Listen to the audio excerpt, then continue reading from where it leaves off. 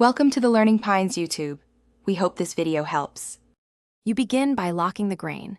Decide exactly what a single row in the fact table represents and why that grain supports your analytics.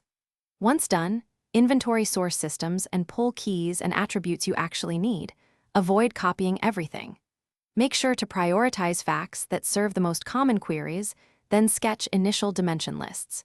You should also flag data quality issues early so transformation logic can address them during ETL. This saves rework later and keeps queries fast. You now design dimensions.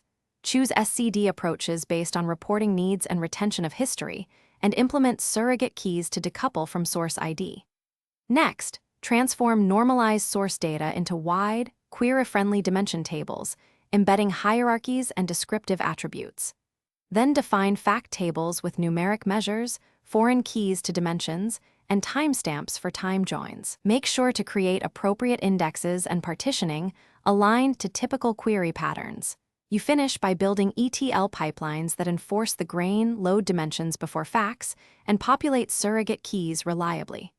Once loaded, run validation queries, compare aggregates to source systems, and confirm referential integrity. Then automate refresh schedules and document lineage so analysts understand limitations. If queries are slow, examine partitions, indexes, and consider materialized aggregates or summarized fact tables to speed common reports. One key troubleshooting tip: if counts mismatch, trace back.